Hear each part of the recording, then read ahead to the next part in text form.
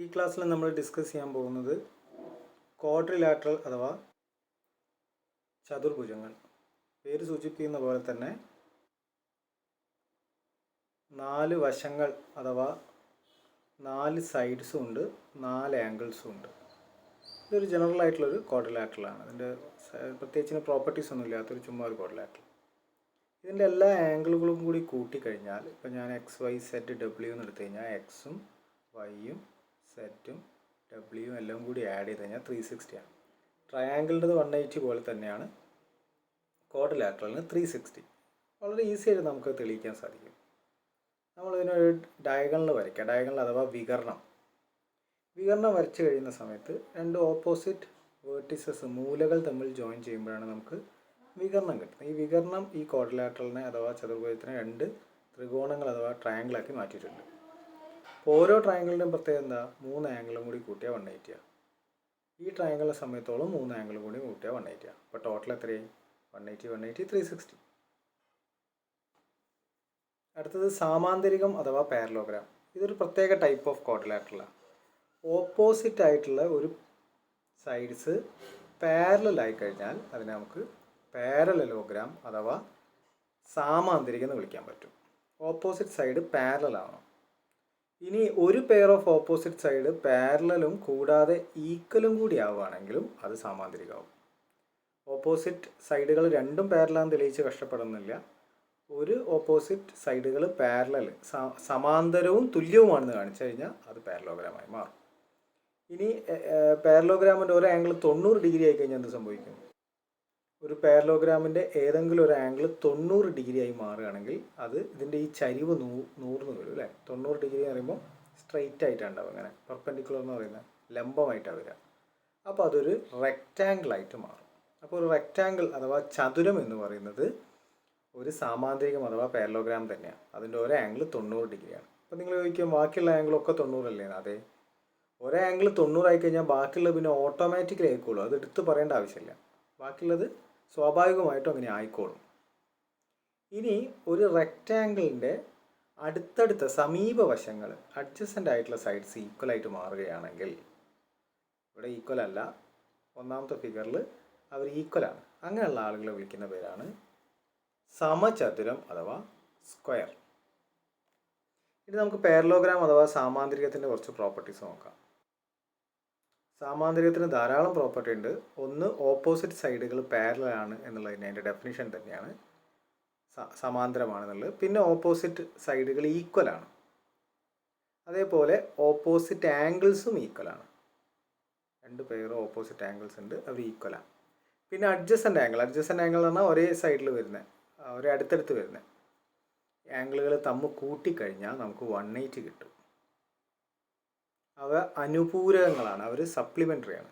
ഈ അടുത്തടുത്തിരിക്കുന്ന ആംഗിളുകളുടെ തുക 180 ആണ്. അവർ അനുപൂരകങ്ങളാണ് അല്ലെങ്കിൽ സപ്ലിമെൻ്ററി ആണ് നമുക്ക് പറയാൻ സാധിക്കും.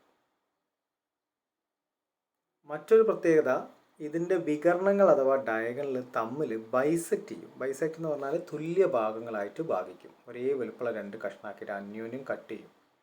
ഇവരുടെ വികരണങ്ങളുടെ വലുപ്പം സെയിം ആണെന്നൊന്നും നമുക്കറിയില്ല.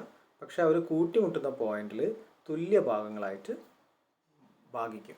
ഉദാഹരണത്തിന് ഇത് എക്സും ഇത് 3 ആണ് തന്നു വെച്ചാൽ എക്സിൻ്റെ വില ചോദിച്ചാൽ നമുക്ക് വളരെ എളുപ്പത്തിൽ പറയാൻ പറ്റും 3. കാരണം ഇത് രണ്ടും ഒരേ വലുപ്പത്തിലാണ് ഉണ്ടാവുക. ഇനി ഒരു റെക്റ്റാങ്കിൾ അഥവാ ചതുരത്തിനെ സമയത്തോളം അതിൻ്റെ എതിർവശങ്ങൾ ഈക്വലാണ്, ഓപ്പോസിറ്റ് സൈഡ്സ് ഈക്വലാണ്. എല്ലാ ആംഗിളുകളും 90 ഡിഗ്രിയാണ്. കൂടാതെ വികരണങ്ങളും തുല്യമാണ്. വികരണങ്ങളുടെ വലുപ്പവും തുല്യമാണ്. ഇനി അതേപോലെ ഒരു സമചതുരം എടുത്തു കഴിഞ്ഞാലോ, സമചതുരത്തിൻ്റെ എല്ലാ വശങ്ങളും അന്യോന്യം തുല്യമാണ്, വികരണങ്ങളും തമ്മിൽ തുല്യമാണ്, എല്ലാ ആംഗിളുകളും 90 ഡിഗ്രിയാണ്. ഇതാണ് സമചതുരം അഥവാ സ്ക്വയർ. എല്ലാ വശങ്ങളും അഥവാ സൈഡ്സ് തുല്യമായിട്ട് ഈക്വലായിട്ട് വരുന്ന ഫിഗറിനെ വിളിക്കുന്ന പേരാണ് റോംബസ് അഥവാ സമഭുജ സാമാന്തരികം. ഇതൊരു സാമാന്തരികം അഥവാ പാരലോഗ്രാം തന്നെയാണ്. കൂടാതെ അതിൻ്റെ എല്ലാ സൈഡുകളും ഈക്വലാണ്. സ്ക്വയറും ഇതും തമ്മിൽ വ്യത്യാസമുണ്ട്. സ്ക്വയറിന് ഒരു ആംഗിൾ 90 ഡിഗ്രി കൂടി ആവണം. അപ്പോൾ ഏത് സ്ക്വയർ എടുത്താലും ഇത് റോംബസാണ്. പക്ഷേ ഏത് റോംബസ് എടുത്താൽ അത് സ്ക്വയർ ആവണമെന്നില്ല. കാരണം റോംബസിന് ഒരു അഡീഷണൽ ആയിട്ടുള്ള ഒരു പ്രോപ്പർട്ടി കൂടി നമ്മൾ ചാർത്തി കൊടുക്കുമ്പോഴാണ് അത് സ്ക്വയർ ആയിട്ട് മാറുന്നത്. എന്താണ് നമ്മൾ അഡീഷണൽ ആയിട്ട് കൊടുക്കുന്ന പ്രോപ്പർട്ടി? ഒരു ആംഗിൾ 90 ഡിഗ്രി ആക്കുക. അപ്പോൾ റോംബസ് പ്ലസ് 90 ഡിഗ്രിയാണ് സ്ക്വയർ. അതുകൊണ്ട് എല്ലാ സ്ക്വയറും റോംബസ് ആണ്, പക്ഷേ എല്ലാ റോംബസും സ്ക്വയർ അല്ല. അടുത്തത് കൈറ്റ് എന്ന് പറയുന്നൊരു ഷേപ്പാണ്. കൈറ്റിൻ്റെ അടുത്തടുത്ത വശങ്ങൾ, സമീപ വശങ്ങളാണ് ഈക്വൽ, അഡ്ജസൻറ്റ് സൈഡ്സ് ഈക്വൽ. ഇതിൻ്റെ വികർണങ്ങൾ ലംബവും ബൈസെക്റ്റും ചെയ്യും, തുല്യ ഭാഗങ്ങളായിട്ട് ഭാഗിക്കുകയും കൂടാതെ അന്യോന്യം ലംബമായിരിക്കും. കൈറ്റ് എന്ന് പറയുന്നത് നമ്മുടെ പട്ടത്തിൻ്റെ ഷേപ്പ് പോലെയല്ലേ, പട്ടത്തിൻ്റെ ഷേപ്പ് പോലെ തന്നെ. അതേപോലെ സമഭുജ സാമാന്തരികത്തിനും ഇതേ പ്രത്യേകത ഉണ്ട്. സമഭുജ സാമാന്തരികം നമ്മൾ എടുത്തു കഴിഞ്ഞാൽ അതിൻ്റെ വികർണങ്ങൾ തമ്മിൽ പെർപെൻഡിക്കുലറാണ്, ലംബമാണ്, കൂടാതെ ഒരു ബൈസെക്റ്റ് ചെയ്യും, തമ്മിൽ ബൈസെക്റ്റ് ചെയ്യും, കൂടാതെ പെർപെൻഡിക്കുലറുമാണ്. ഇനി ജനറലായിട്ടൊരു ഒരു പോളിഗൺ എടുക്കുക. നമ്പർ ഓഫ് സൈഡ്സ് കൂട്ടിക്കൊണ്ടുവരിക. നമ്മൾ 5, 6, 7, 8 എന്നൊക്കെ പറഞ്ഞ് കൂട്ടിക്കൊണ്ടുവരുമ്പോൾ ഇവർക്ക് വേറെ വേറെ പേരുകളുണ്ട്. പഞ്ചഭുജം, 5 എണ്ണം ഉണ്ടെങ്കിൽ പഞ്ചഭുജം അഥവാ പെൻറ്റഗൺ, 6 എണ്ണം ഉണ്ടെങ്കിൽ ഹെക്സഗൺ എന്നാണ് വിളിക്കുന്നത്. അതേപോലെ അഷ്ടഭുജം, അങ്ങനെ സൈഡുകളുടെ എണ്ണം വെച്ച് നമുക്ക് ഇതിനെ കാറ്റഗറൈസ് ചെയ്യാം. അപ്പോൾ ഇവർക്ക് ജനറലായിട്ട് നമുക്ക് ഇവരുടെ ആംഗിളിൻ്റെ സം എന്താണെന്ന് നോക്കാം. ഇനി നമ്മൾ നോക്കുന്നത് ഒരു ബഹുഭുജത്തിനുള്ള കോമൺ ആയിട്ട് വരുന്ന നമുക്ക് ഉപയോഗിക്കാവുന്ന ഫോർമുലകളും പ്രോപ്പർട്ടീസുമാണ്. ഒന്നാമത് നമ്മൾ നോക്കുന്ന പ്രോപ്പർട്ടി ഇൻറ്റീരിയർ ആംഗിൾസിൻ്റെ സമ്മ്, ഉള്ളിലുള്ള ആംഗിളുകളുടെ തുക. അത് കാണാനൊരു സൂത്രവാക്യമുണ്ട്. അത് n-2 × 180. ഉദാഹരണത്തിന് ത്രികോണം അഥവാ ട്രയാങ്കിൾ ആണെങ്കിൽ ട്രയാങ്കിളിൻ്റെ വശങ്ങളുടെ എണ്ണം എന്ന് പറയുന്നത് 3 അല്ലേ. ഇവിടെ ഈ n എന്ന് പറയുന്നത് വശങ്ങളുടെ എണ്ണമാണ്. ആ 3 ഇവിടെ നിന്ന് ഇട്ട് നോക്കി. അപ്പോൾ എന്ത് കിട്ടി? n-ന് പകരം 3 ഇട്ടാൽ 3 - 2 × 180. 3 - 2 1 180. നോക്കിക്കേ, നമുക്ക് ഓൾറെഡി അറിയാം ഒരു ത്രികോണത്തിൻ്റെ ഉള്ളിലുള്ള ആംഗിളുകളുടെ തുക 180 ആണെന്ന്. ക്വാഡ്രിലാറ്ററൽ നമുക്ക് ഈ ഒരു ഫോർമുല അപ്ലൈ ചെയ്ത് നോക്കാം. n-2 × 180. n എന്ന് പറയുന്നത് 1, 2, 3, 4. അപ്പം വശങ്ങളുടെ എണ്ണത്തിൽ നിന്ന് 2 കുറച്ചിട്ട് 180 കൊണ്ട് മൾട്ടിപ്ലൈ ചെയ്യാം. വശങ്ങളുടെ എണ്ണം 4, അതിൽ നിന്ന് 2 കുറച്ചാൽ 2 × 180 എത്രയാണ്? 360. ഇതും നമുക്കറിയാവുന്നതാണ്. ഇനി പെട്ടെന്നൊരു ക്വസ്റ്റ്യൻ ചോദിക്കാം. 12 സൈഡുള്ള ഒരു പോളിഗൻ്റെ ഇൻറ്റീരിയർ ആംഗിൾസിൻ്റെ സമ്മ്. 12 സൈഡുള്ള ഒരു ബഹുഭുജം എടുത്താൽ അതിൻ്റെ ഉള്ളിലുള്ള എല്ലാ ആംഗിളുകളും കൂടി കൂട്ടി എത്ര കിട്ടുന്നു? നമുക്ക് ഫോർമുല അറിയാം. n-2 × 180. വശങ്ങളുടെ എണ്ണത്തിൽ നിന്ന് 2 കുറച്ചിട്ട് 180 കൊണ്ട് മൾട്ടിപ്ലൈ ചെയ്യാം. വശങ്ങളുടെ എണ്ണം 12 ആണെന്ന് തന്നിട്ടുണ്ട് ക്വസ്റ്റ്യനിൽ. അതിൽ നിന്ന് 2 കുറച്ചാൽ 10. 10 × 180 1800. കണ്ടോ, എളുപ്പത്തിൽ കിട്ടിയേ.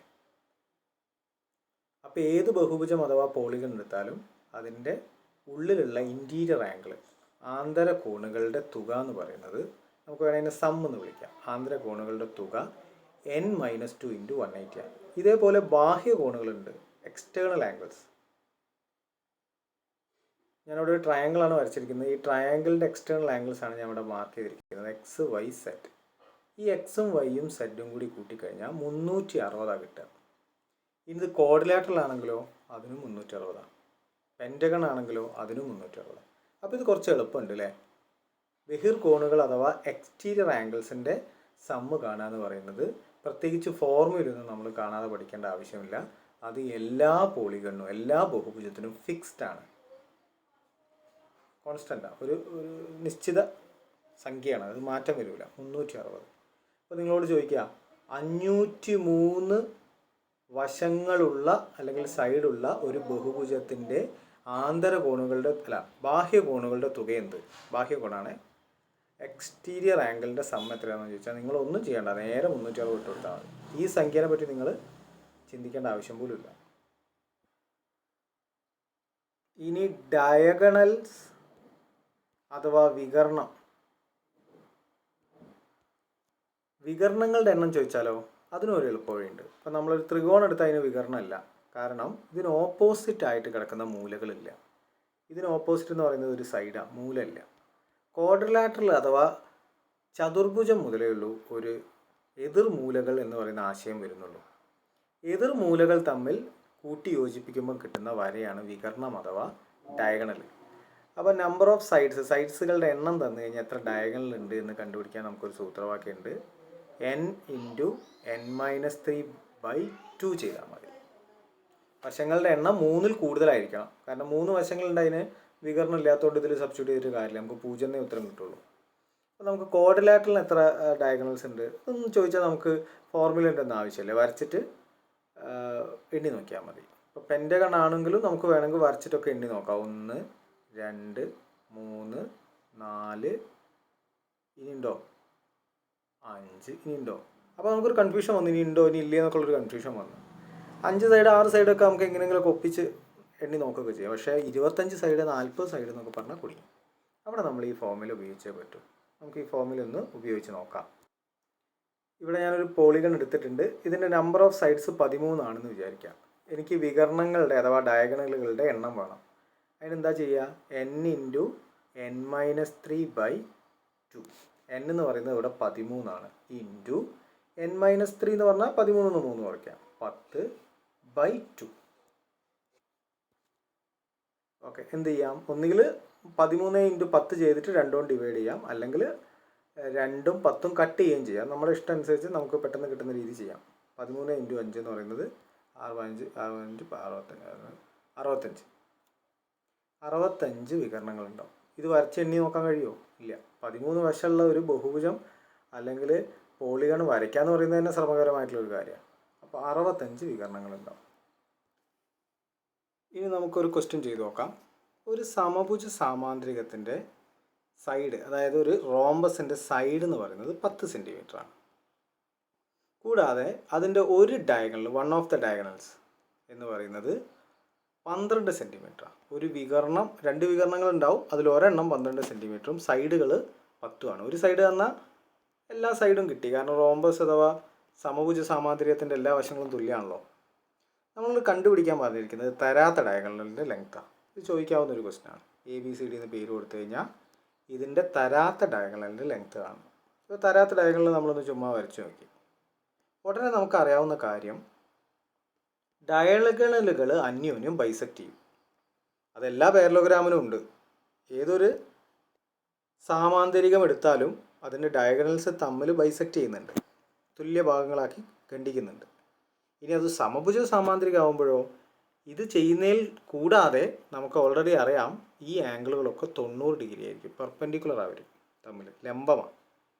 അപ്പോൾ ഒരെണ്ണം ഓൾറെഡി 12 തന്നിട്ടുണ്ടല്ലോ. അപ്പോൾ ഈ ചെറിയ കഷ്ണങ്ങളുടെ വലുപ്പം 6ഉം 6ഉം ആയിരിക്കും.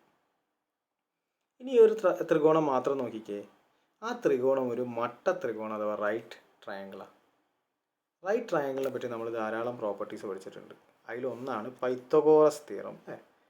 ഇതിൻ്റെ കർണം 10 തന്നിട്ടുണ്ട്, ലംബവശങ്ങളിൽ 1 6 തന്നിട്ടുണ്ട്. അതായത് ഇതിൻ്റെ hypotenuse is 10 and one of the perpendicular sides are given as 6. മറ്റേ തരാത്ത കണ്ടുപിടിക്കണം. അത് തരാത്ത കണ്ടുപിടിക്കാനൊക്കെ നമ്മളെ ടെക്നിക്ക് ഉണ്ട്. പൈത്തഗോറസ് തിയറം അപ്ലൈ ചെയ്താൽ മതി. ഈ ചിത്രം നമുക്കൊന്ന് മാറ്റി വരച്ചെടുക്കാം. അപ്പോൾ നമുക്ക് തരാത്ത ലംബവശം കാണണം. ഹൈപ്പോട്ടന്യൂസ് ആണ് കാണേണ്ടതെന്ന് വെച്ചാൽ ഇതിൻ്റെ രണ്ടിൻ്റെയും സ്ക്വയർ കൂട്ടാൻ വേണ്ട. കാരണം ഹൈപ്പോട്ടന്യൂസ് എപ്പോഴും വലുതാണ്, വലുത് കിട്ടാൻ മറ്റേത് രണ്ടും കൂട്ടണം. അതൊരു സാമാന്യ യുക്തിയാണത്. ഇനി ഇതിൽ ഒരെണ്ണം തരാത്തത് ഹൈപ്പോട്ടന്യൂസ് അല്ല, പെർപെൻഡിക്കുലർ സൈഡ്സിലൊന്നാണ്. അതുകൊണ്ട് തന്നെ ഹൈപ്പോട്ടന്യൂസ് നിന്ന് മൈനസ് ചെയ്താലേ കിട്ടുള്ളൂ. അപ്പോൾ എക്സ് സ്ക്വയർ എന്ന് പറയുന്നത് എന്താ? ഹൈപ്പോട്ടന്യൂസിൻ്റെ സ്ക്വയർ എന്ന് തന്ന സൈഡിൻ്റെ സ്ക്വയർ മൈനസ് ചെയ്താൽ തരാത്ത സൈഡിൻ്റെ സ്ക്വയർ കിട്ടും. 10 സ്ക്വയർ 100 ആണെന്ന് നമുക്കറിയാം, 6 സ്ക്വയർ 36 ആണെന്ന് അറിയാം. 100 നിന്ന് 36 പോയി കഴിഞ്ഞാൽ 64 ആണ്. എക്സിൻ്റെ സ്ക്വയർ 64. നമുക്ക് 20 വരെയുള്ള നമ്പറുകളുടെ സ്ക്വയർ റൂട്ടൊക്കെ കാണാതെ അറിയാം. അതുകൊണ്ട് തന്നെ വളരെ ഫാസ്റ്റായിട്ട് നമുക്ക് പറയാൻ സാധിക്കും എക്സ് എന്ന് പറയുന്നത് 8 ആണ്. അപ്പോൾ 8 സെൻറ്റിമീറ്റർ ആയിരിക്കും ഈ നീളം. ഇനി വീണ്ടും നമുക്ക് നമ്മളുടെ പഴയ സമഭുജ സാമാന്തരികം അഥവാ റോംബസിലേക്ക് തിരിച്ചു വരാം. അപ്പോൾ റോംബസിനെ സമയത്തോളം അതിൻ്റെ വശങ്ങൾ തന്നിട്ടുണ്ടായിരുന്നു 10, പിന്നെ ഡയഗണൽസ് തന്നിട്ടുണ്ടായിരുന്നു. ഒരു ഡയഗണൽ 12 സെൻറ്റിമീറ്റർ ആണ്, മറ്റേത് കാണാനാണ് പറഞ്ഞത്. അപ്പോൾ ഇത് 6 ഇത് 6 ആയിട്ട് എടുത്തപ്പോൾ ഇത് 8 ആണെന്നാണ് നമുക്ക് പൈത്തഗോറസ് സിദ്ധാന്തം അഥവാ തിയറം വെച്ചിട്ട് കിട്ടിയത്. ഡയഗണൽ അഥവാ വികരണങ്ങൾ ബൈസെക്റ്റ് ചെയ്യുന്നതുകൊണ്ട് ഇതും 8 ആയിരിക്കും. 8ഉം 8ഉം കൂടി ചേരുമ്പോഴേക്ക് ആ ഡയഗണൽ കിട്ടി 16 സെൻറ്റിമീറ്റർ. നമ്മൾ സൂചിപ്പിച്ചൊരു കാര്യമായിരുന്നു സപ്ലിമെൻ്ററി അഥവാ അനുപൂരക കോണുകൾ. ഇപ്പോൾ 2 ആംഗിൾ എടുത്തു കഴിഞ്ഞാൽ അതിൻ്റെ തുക എന്ന് പറയുന്നത്, ഇത് സ്ട്രെയിറ്റ് ലൈൻ ആയതുകൊണ്ട് ഈ ആംഗിളുകളുടെ തുക എന്ന് പറയുന്നത് 180 ആണ്. ഇതിനെ വിളിക്കുന്ന പേരാണ് അനുപൂരകം അഥവാ സപ്ലിമെൻ്ററി. അപ്പോൾ ഒരു 80 എന്ന് പറഞ്ഞിട്ട് ഒരു ആംഗിൾ തരും, 80 ഡിഗ്രി. ഇതിന് അനുപൂരകമായിട്ടുള്ള ആംഗിൾ ഏതെന്ന് ചോദിച്ചാൽ 180 മൈനസ് ചെയ്താൽ മതി. രണ്ടും കൂടി കൂട്ടുമ്പോൾ 180 വരണ്ടേ, 100. 25ൻ്റെ ഏതെന്ന് ചോദിച്ചാൽ 180 മൈനസ് 25. അപ്പോൾ ഏതിൻ്റെയും അനുപൂരകം അഥവാ സപ്ലിമെൻ്ററി ചോദിച്ചു കഴിഞ്ഞാൽ നമുക്കറിയാം 180 മൈനസ് ചെയ്താൽ മതി. ഇതേപോലെ വേറൊരു സാധനമുണ്ട്, കോംപ്ലിമെൻ്ററി, പൂരക കോണളവ്. കോംപ്ലിമെൻ്ററി എന്ന് പറഞ്ഞാൽ 2 കോണുകൾ അല്ലെങ്കിൽ ആംഗിളുകൾ കൂട്ടിക്കഴിഞ്ഞാൽ ഒരു മട്ടക്കോൺ അഥവാ റൈറ്റ് ആംഗിൾ കിട്ടണം. ഇവരെയാണ് പൂരക കോണുകൾ എന്ന് പറയുന്നത്. അപ്പം 30ൻ്റെ പൂരക കോൺ ഏതെന്ന് ചോദിച്ചു കഴിഞ്ഞാൽ 60 ആണ്. മറ്റൊരു ഉദാഹരണം നോക്കാം നമുക്ക്.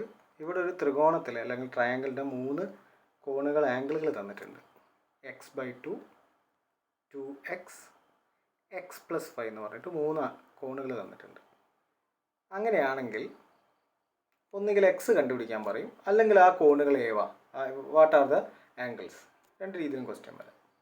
അപ്പോൾ നമ്മളിവിടെ ഉപയോഗിക്കാൻ പോകുന്നത് നിങ്ങൾക്കറിയാം എന്ത് ഐഡിയ ആണെന്നുള്ളത്. 3 ആംഗിളും കൂടി കൂട്ടിക്കഴിഞ്ഞാൽ 180 കിട്ടും എന്നുള്ള ഐഡിയ ആണ് നമ്മളിവിടെ ഡെഫിനറ്റ്ലി യൂസ് ചെയ്യാൻ പോകുന്നത്. അപ്പോൾ ഇതെല്ലാം കൂടി കൂട്ടി എന്താ സംഭവിക്കാൻ നോക്കിക്കേ. x/2 plus 2x plus x+1 ഇതെല്ലാം കൂടി കൂട്ടിക്കഴിഞ്ഞാൽ നമുക്ക് 180 കിട്ടും. This is equal to 180. ഇനി നമ്മളിത് ആഡ് ചെയ്യണം. നമ്മളുടെ ആൾജിബ്ര വെച്ചിട്ടുള്ള ബീജഗണിതത്തിലുള്ള നമ്മളുടെ അറിവ് ഉപയോഗിച്ച് ഇത് ആഡ് ചെയ്തിട്ട് എക്സ് കണ്ടെത്തണം. നമുക്കറിയാം എക്സുകളൊക്കെ ഒരുമിച്ച് കൂട്ടാം, നമ്പറുകളൊക്കെ ഒരുമിച്ച് കൂട്ടാം എന്നുള്ളത് നമുക്കറിയാം. അപ്പോൾ എക്സുകളൊക്കെ ഒരുമിച്ച് കൂട്ടിയാൽ 2x എക്സും 3x. നമ്പറുകളൊക്കെ ഒരുമിച്ച് കൂട്ടാം. അപ്പോൾ വേണമെങ്കിൽ 5 അപ്പുറത്തെ സൈഡിലേക്ക് കൊണ്ടുപോകാം. 180 മൈനസ് 5 പ്ലസ് 5 അപ്പുറത്തേക്ക് കൊണ്ടുപോയി. നമുക്കറിയാം എല്ലാ ആൽഫബറ്റും ഒറ്റയ്ക്ക് ലെഫ്റ്റ് സൈഡിലും എല്ലാ നമ്പറും ഒറ്റയ്ക്ക് റൈറ്റ് സൈഡിലും എത്തുന്നവരെ നമ്മൾ ക്രിയേറ്റ് ചെയ്തുകൊണ്ടിരിക്കണം. ഇത് നമ്മൾ ഭിന്നസംഖ്യകൾ അഥവാ ഫ്രാക്ഷൻസ് പഠിച്ചപ്പം 2 ഫ്രാക്ഷൻ ആഡ് ചെയ്യാൻ കുറേ ടെക്നിക്കുകളൊക്കെ പഠിച്ചായിരുന്നു. ഇപ്പോൾ 2നും അംശം ഛേദം അഥവാ ന്യൂമറേറ്റർ ഡിനോമിനേറ്റർ ഉണ്ടെങ്കിൽ നമുക്ക് ക്രോസ് മൾട്ടിപ്ലിക്കേഷൻ എന്ന് പറഞ്ഞ ഒരു ഈസി ടെക്നിക്ക് നമ്മൾ ഉപയോഗിക്കാറുണ്ട്. അപ്പോൾ ഇവിടെ ക്രോസ് മൾട്ടിപ്ലിക്കേഷൻ ഉപയോഗിക്കാൻ ഡിനോമിനേറ്റർ ഇല്ല. അപ്പോൾ അങ്ങനത്തെ സാഹചര്യത്തിൽ വേണമെങ്കിൽ ഒരു 1 ഡിനോമിനേറ്റർ ഇട്ട് കൊടുത്താൽ നമുക്ക് ക്രിയേറ്റ് ചെയ്യാൻ അല്ലെങ്കിൽ പ്രോബ്ലം ചെയ്യാൻ കുറച്ച് എളുപ്പമുണ്ടാവും. ഇനി ക്രോസ് മൾട്ടിപ്ലിക്കേഷൻ അറിയാലോ.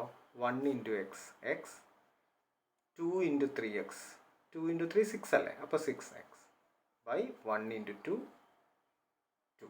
എങ്ങനെ മൾട്ടിപ്ലൈ ഉണ്ട്? 1 into x x, 2 into 3 6x, 2 into 1 2 equal to 180 5 പോയി കഴിഞ്ഞാൽ 175.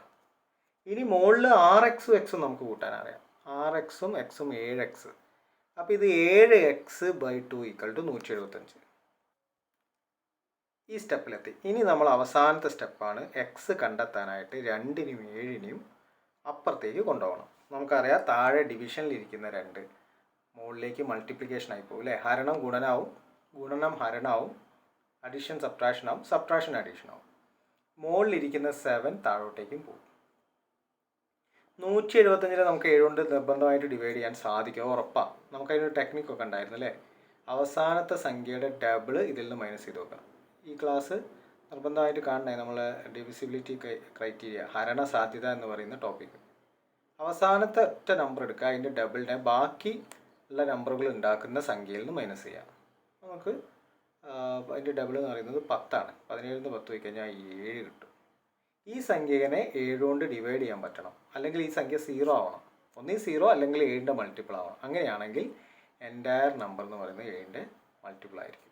അപ്പോൾ ഈ 175നെ 7 കൊണ്ട് ഹരിക്കാൻ പറ്റിയ സംഖ്യ ഹരിച്ചു നോക്കൂ. 17 7 2 തവണ 14 45 45 35 അല്ലേ, 7 5 35, 25 ഇൻറ്റു 2 50. അപ്പോൾ എക്സ് 50 നമുക്ക് കിട്ടി. ഇനി നമ്മളോട് ഇതിലെ ആംഗിളുകൾ കാണാൻ പറഞ്ഞിരിക്കുന്നുണ്ടെങ്കിൽ അത് ഇതാണ്. ഇതിൽ നമ്മളത് സബ്സ്റ്റിറ്റ്യൂട്ട് ചെയ്ത് കൊടുത്താൽ മതി. അപ്പോൾ എക്സ് 50 അറിയാലോ. അപ്പോൾ ഒന്നാമത്തതിൻ്റെ ആംഗിൾ കറസ്പോണ്ടിങ് ആംഗിൾ എത്രയായിരിക്കും? എക്സിൻ്റെ പകുതി x/2 25. രണ്ടാമതോ എക്സിൻ്റെ ഇരട്ടി 2x, അത് 50. സോറി 50 അല്ല 100, 50ൻ്റെ ഇരട്ടിയല്ലേ. ഇനി ഇതോ 50 പ്ലസ് എക്സ് ആണ്. x+5 എന്ന് പറയുമ്പോൾ 50 പ്ലസ് 5 ആണ്, 55. സർട്ടൻലി ഇതൊക്കെ കൂട്ടിക്കഴിഞ്ഞാൽ നമുക്ക് 180 കിട്ടുകയും ചെയ്യും.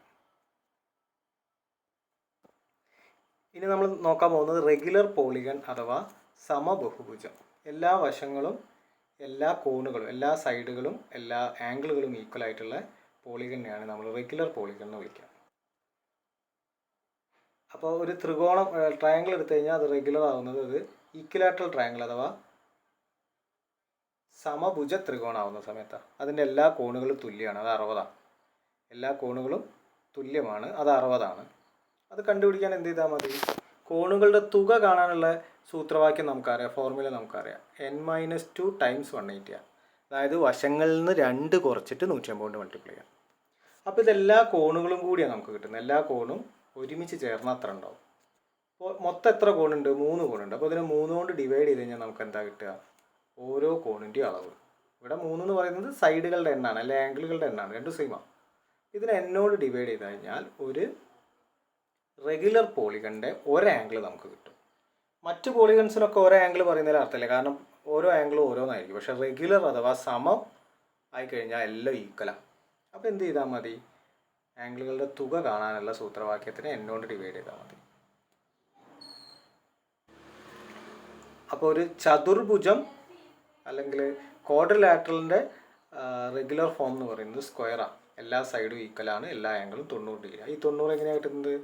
360/4 ചെയ്യുമ്പോഴാണ്. 360 കിട്ടാനുള്ള സൂത്രവാക്യമാണ് n-2 × 180. അതിനെ n കൊണ്ടാണ് ഇവിടെ ഡിവൈഡ് ചെയ്തിരിക്കുന്നത്. n 4 ആണ്. ഇനി ഇതിന് മേലേക്കുള്ളതിൽ പ്രത്യേകിച്ച് സ്പെഷ്യൽ പേരുകളൊന്നും നമുക്കില്ല. നമ്മൾ റെഗുലർ അല്ലെങ്കിൽ സമം കൂട്ടി അങ്ങ് പറയുക. Regular hexagon, regular heptagon, regular അങ്ങനെ പോകും. ഒക്ടഗൺ എന്നൊക്കെ പറഞ്ഞാൽ നമുക്ക് അങ്ങനെ പേരുകൾ കൊടുക്കാം. സമഷഡ്ഭുജം എന്നൊക്കെ പറയാം നമുക്ക്. ഇനി എക്സ്റ്റീരിയർ ആംഗിളിൻ്റെ വാല്യൂ, ഒരു എക്സ്റ്റീരിയർ ആംഗിൾ എത്ര ഉണ്ടാവും ചോദിച്ചാൽ അതിനും എന്ത് ചെയ്താൽ മതി? 360/n ചെയ്താൽ മതി. ഈ സൂത്രവാക്യം നമുക്ക് ഏത് പോളിഗണിനും ഉപയോഗിക്കാം. കാരണം ഏത് ബഹുഭുജം എടുത്തു കഴിഞ്ഞാലും അതിൻ്റെയൊക്കെ എക്സ്റ്റീരിയർ ബഹിർ കോണുകളുടെ തുക എന്ന് പറയുന്നത് ഒരു ഫിക്സ്ഡ് ആയിട്ടുള്ള നമ്പറാണ് 360. ആ 360-നെ അതിൻ്റെ നമ്പർ ഓഫ് സൈഡ് കൊണ്ട് ഡിവൈഡ് ചെയ്ത് കഴിഞ്ഞാൽ നമുക്കതിൻ്റെ ഒരു ബഹിർ കോണ് കിട്ടും. ഒരു ക്വാഡ്രിലാറ്ററലാണ് അതിൻ്റെ ബഹിർ കോണ് കിട്ടാൻ വേണ്ടിയിട്ട് 360-നെ 4 കൊണ്ട് ഡിവൈഡ് ചെയ്യുക. ഒരു ഇത് റെഗുലർ ആവണേ, സ്ക്വയർ ആവണം, വെറുതെ ഒരു ക്വാഡ്രിലാറ്ററലായിട്ട് കാര്യമില്ല. ഇനി പെൻറ്റഗൺ, റെഗുലർ പെൻറ്റഗൺ, 5 സൈഡുള്ള വശങ്ങൾ തുല്യമായിട്ടുള്ള ഫിഗർ എടുത്തു കഴിഞ്ഞാൽ അതിൻ്റെതും 360/n തന്നെയാണ്, 5. നമുക്ക് ഒരു ഉദാഹരണം കൂടി നോക്കിയിട്ട് ഇത് ഈ ക്ലാസ് വൈൻഡപ്പ് ചെയ്യാം. 2018 പരീക്ഷയ്ക്ക് വന്നൊരു ക്വസ്റ്റ്യനാണ്. ഇവിടെ തന്നിരിക്കുന്നത് ഒരു സമ അഷ്ടഭുജമാണ്, റെഗുലർ ഒക്ടഗൺ. ഒരു റെഗുലർ ഒക്ടഗൺ ക്വസ്റ്റ്യനിൽ തന്നിട്ടുണ്ട്. അതിനുശേഷം അതിനെ കുറച്ച് ഡയഗണൽസ് വരച്ച് ചേർത്തിട്ടുണ്ട്. ഈ ഡയഗണലും വരച്ചിട്ടുണ്ട്, ഈ ഡയഗണലും വരച്ചിട്ടുണ്ട്, ഈ ഡയഗണലും വരച്ചിട്ടുണ്ട്, ഏതോ ഒരു കുറച്ച് ഡയഗണൽ വരച്ചിട്ടുണ്ട്. ഈ ആംഗിൾ എക്സ് എന്ന് മാർക്ക് ചെയ്തിട്ടുണ്ട്. നമ്മളോട് എക്സ് കണ്ടെത്താനാണ് പറഞ്ഞിരിക്കുന്നത്. ആകെ തന്നിരിക്കുന്ന സാധനം ഇതൊരു റെഗുലർ ഒക്ടഗൺ ആണ്. റെഗുലർ ഒക്ടഗൺ ആകുമ്പോൾ ഒക്ട എന്ന് പറഞ്ഞാൽ 8. അപ്പോൾ ക്വസ്റ്റ്യനിൽ തന്നെ 8 തന്നിട്ടുണ്ട്. ഇനി വേണ്ട അറിയില്ലെങ്കിൽ കൗണ്ട് ചെയ്ത് നോക്കിയാൽ മതി. 1 2 3 4 5 6 7 8 സൈഡാണ്. അപ്പോൾ n 8ആണ്. അപ്പോൾ ഇതിൻ്റെ ഒരു ആംഗിൾ എത്രയാണ് എന്ന് അറിയാൻ നമുക്ക് സാധിക്കും. കാരണം ഇത് റെഗുലറാണ്, സമമാണ്, അല്ല കണ്ടുപിടിക്കാൻ പറ്റില്ലേ. n-2, n നിന്ന് 1 കുറച്ച് 180 കൊണ്ട് മൾട്ടിപ്ലൈ ചെയ്താൽ മുഴുവൻ ആംഗിൾ കിട്ടും. ആ മുഴുവൻ ആംഗിളിനെ എന്നോട് ഡിവൈഡ് ചെയ്താൽ ഒരെണ്ണം കിട്ടും. ഇത് ചെയ്ത് നോക്കാം. n എന്ന് പറയുന്നത് 8ആണ്. 8/2 8 - 2 6. 6 × 180/8. ഇത് ചെയ്ത് കഴിഞ്ഞാൽ നിങ്ങൾക്ക് എത്ര കിട്ടും നോക്കിക്കേ. ഇട്ട് കഴിഞ്ഞാൽ 135 നമുക്ക് കിട്ടും. അപ്പോൾ ഇതിൽ ഓരോ കോണളവും ഓരോ ആംഗിളും 135ആണ്. അപ്പോൾ ഇതും 135ആണ്. ഇത് മുഴുവനായിട്ട് 135. പക്ഷേ നമുക്ക് ഈ ഒരു ചെറിയ ഭാഗം മാത്രം കാണാനാണ് പറഞ്ഞത്. അതെങ്ങനെ കണ്ടുപിടിക്കുന്നതാണ് നമ്മളിനി ചിന്തിക്കാൻ പോകുന്നത്. നോക്കിക്കേ, ഈ ത്രികോണം അഥവാ ട്രയാങ്കിളിനെ സമയത്തോളം അതിൻ്റെ ഒരു ആംഗിൾ 135ആണ്. കൂടാതെ ഈ 2 വശങ്ങൾ ഈക്വലാണ്. റെഗുലർ ആയതുകൊണ്ട് എല്ലാ വശങ്ങളും ഈക്വലാണല്ലോ. അതുകൊണ്ട് അതൊരു ഐസോസിലസ് അല്ലെങ്കിൽ സമപാർശ്വ ത്രികോണമാണ്. ഐസോസിലസ് ത്രികോണം അഥവാ സമപാർശ്വ ട്രയാങ്കിളിൻ്റെ പ്രത്യേകത അതിൻ്റെ ബേസ് വരുന്ന പാദ കോണുകൾ തുല്യമാണ്. അപ്പോൾ ഇത് രണ്ടും തുല്യമാണ്. ഇത് രണ്ടും കൂടെ 135 കൂടി കൂട്ടുമ്പോഴാണ് നമുക്ക് 180 കിട്ടുക. കാരണം ഒരു ത്രികോണത്തിൻ്റെ എല്ലാ ആംഗിളും 180 ആണല്ലോ. അപ്പോൾ 180 ഞാൻ 135 ഒന്ന് മൈനസ് ചെയ്ത് നോക്കുക. എത്ര കിട്ടും നോക്കിക്കേ. 100 പോയി, 80 30 പോയി കഴിഞ്ഞാൽ 50 50 5 പോയാൽ 45 കോണളവ്. അപ്പോൾ ഈ രണ്ട് ആംഗിൾ കൂടി ഒരുമിച്ച് ചേരുമ്പോഴാണ് 45 ഉണ്ടാവുക. അത് രണ്ടും തുല്യമാണ്. അപ്പോൾ അതിന് നമ്മൾ y എന്ന് വിളിക്കുകയാണെങ്കിൽ 2y ആണ് ആക്ച്വലി 45. രണ്ടും കൂടി ആഡ് ചെയ്ത് കിട്ടിയതാണ് 45. രണ്ടും തുല്യമാണ് താനും. അപ്പോൾ അതിൽ ഒരെണ്ണം കാണാൻ 45ൻ്റെ പകുതി കണ്ടാൽ മതി. 45ൻ്റെ പകുതി എത്രയാണ്? 22. എങ്ങനെയാണ് എളുപ്പത്തിൽ കിട്ടുക? 45 എന്ന് പറയുന്നത് 40ൻ്റെയും 5ൻ്റെയും കൂടി സമ്മാണ് അല്ലേ? 40ൻ്റെ പകുതി കാണാനും നമുക്കറിയാം, 5ൻ്റെ പകുതി കാണാനും നമുക്കറിയാം. 40ൻ്റെ പകുതി 20ഉം 5ൻ്റെ പകുതി 2.5 ഒരുമിച്ച് വരുമ്പോൾ 22.5. അപ്പോൾ ഈ ചെറിയൊരു ആംഗിൾ 22.5 ഉണ്ടെന്ന് കിട്ടി. ഓക്കെ, ഈ ആംഗിൾ കൂടി കിട്ടിക്കഴിഞ്ഞാൽ എളുപ്പമാണ്. മുഴുവൻ 135 ആയതുകൊണ്ട് 135 ഈ പറയുന്ന 22ൻ്റെയും ഈ ആംഗിളും കൂടി മൈനസ് ചെയ്താൽ നമുക്ക് എക്സ് ഡയറക്റ്റായിട്ട് കിട്ടും. അപ്പോൾ അതിന് വേണ്ടി നമുക്ക് ഈ ആംഗിൾ കൂടി എത്രയാണെന്ന് അറിയണം. ഈ ആംഗിൾ ഇപ്പോൾ 22.5 അറിയാം. നമുക്ക് ഇത് 135 അറിയാലോ. ഇത് 135 ആയതുകൊണ്ട് ഈ ആംഗിൾ നമുക്ക് കണ്ടുപിടിക്കാൻ പറ്റും. കാരണം ഇവർ രണ്ടാളും പാരലലാണ് അല്ലേ? പാരലൽ ലൈൻസ് അല്ലെങ്കിൽ സമാന്തര വരകളുടെ പ്രത്യേകത എന്താ? ഈ രണ്ട് കോണുകൾ അനുപൂരകങ്ങളായിരിക്കും, സപ്ലിമെൻ്ററി ആയിരിക്കും. കൂട്ടിയാൽ 180 കിട്ടും. അപ്പോൾ ഈ ആംഗിളും 135 കൂടി കൂട്ടിക്കഴിഞ്ഞാൽ 180 കിട്ടുക. അപ്പോൾ ഈ ഒരു ആംഗിൾ മാത്രമായിട്ട് കിട്ടാൻ 180 135 മൈനസ് ചെയ്താൽ മതി. സിമ്പിൾ ലോജിക് അല്ലേ? രണ്ടും കൂടി ചേരുമ്പോഴാണ് 180. അതിൽ ഒരെണ്ണം 135. അപ്പോൾ മറ്റേ കാണാൻ 180 135 മൈനസ് ചെയ്യുക. അപ്പോൾ നമുക്ക് 45 കിട്ടും. അപ്പോൾ ഈ ആംഗിൾ 45. അതുകൊണ്ട് തന്നെ ഈ രണ്ട് ആംഗിൾ കൂടി കൂട്ടിക്കഴിഞ്ഞാൽ നമുക്കിത് ഇത്രയും ഭാഗം കിട്ടും. ഈ കറുപ്പിച്ച ഭാഗം കിട്ടും. കറുപ്പിച്ച അല്ലേ, വെളുപ്പിച്ച ഭാഗം. ഇനി ഇത് കിട്ടാൻ 135 ടോട്ടൽ. അതിൽ നിന്ന് നമ്മൾ ഈ വെളുപ്പിച്ച രണ്ട് ഭാഗങ്ങളുടെ തുക മൈനസ് ചെയ്താൽ മതി. മനസ്സിലാവുന്നുണ്ടല്ലോ? അപ്പോൾ ഇത് രണ്ടും കൂടി ആഡ് ചെയ്യുമ്പോൾ എത്ര കിട്ടുന്നു? 45ഉം 22.5 കൂടി കൂട്ടുന്ന സമയത്ത് നമുക്ക് 67.5 കിട്ടും. മൊത്തം ആംഗിൾ 135. അതിൽ നിന്ന് ഈ 67.5 അങ്ങ് മൈനസ് ചെയ്താൽ നമുക്ക് ബാക്കിയുള്ള വരുന്ന ഈ എക്സ് അങ്ങ് കണ്ടുപിടിക്കാൻ പറ്റും. എക്സ് എന്ന് പറയുന്നത് 135 67.5 മൈനസ് ചെയ്യുമ്പോഴാണ്. ഒന്ന് ചെയ്തിട്ട് എത്രയാണെന്ന് കണ്ടുപോകും. 135ൻ്റെ പകുതി കാണാൻ എളുപ്പ വഴി ഉണ്ടോ എന്ന് ചിന്തിച്ച് നോക്കുക.